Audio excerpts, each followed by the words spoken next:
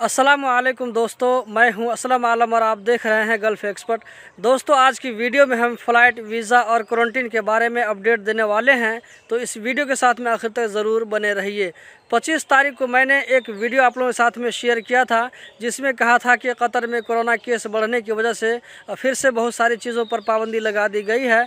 तो आप में से बहुत सारे दोस्तों ने पूछा था कि क्या फिर से वीज़ा और कतर के लिए फ़्लाइट बंद हो जाएगी। दोस्तों, अभी इसके बारे में ऊपर से कोई न्यूज़ नहीं आया है। जब तक इसके बारे में कोई न्यूज़ नहीं आएगा तब तक हम लोग कुछ नहीं कह सकते हैं कि फ़्लाइट बंद होगी या नहीं बंद होगी। तो अभी आप लोग यही मान करके चलिए कि कतर का फ़्लाइट बंद होने वाली नहीं है।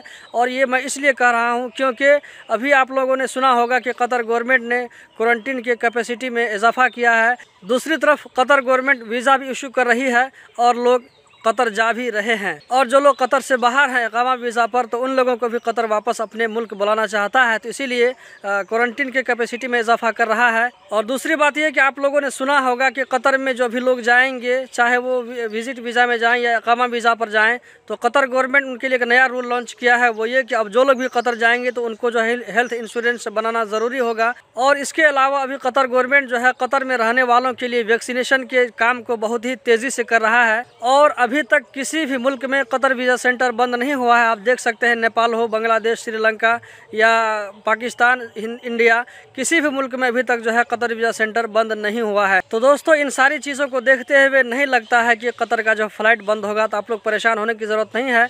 इस बारे में हम लोग जो है रोज़ाना न्यूज़ देखते रहते हैं, जैसे ही कुछ मिलेगा तो आप लोगों के साथ में ज़रूर शेयर करेंगे। दोस्तों, क्वारंटीन के बारे में अपडेट ये है कि इससे पहले आप लोगों ने सुना होगा कि क्वारंटीन सिर्फ 31 मई तक के लिए था, 31 मई 2021 तक के लिए, लेकिन अब इसमें 3 महीना को और ज़्यादा कर दिया गया है। तो नए रूल के हिसाब से अब जो है क्वारंटीन 31 अगस्त 2021 तक के लिए होगा। तो अब 31 अगस्त तक जो लोग भी कतर जाएंगे तो उन लोगों को क्वारंटीन में रहना पड़ेगा। लेकिन अगर कुछ ऐसे लोग जो कतर से वैक्सीन लगवा कर आते हैं दोनों डोज, तो उन लोगों के वापस जाने पर कतर में क्वारंटीन में नहीं रहना पड़ेगा। तो दोस्तों, यही थी आज की वीडियो। उम्मीद करता हूँ ये इन्फॉर्मेशन आप लोगों को ज़रूर पसंद आई होगी।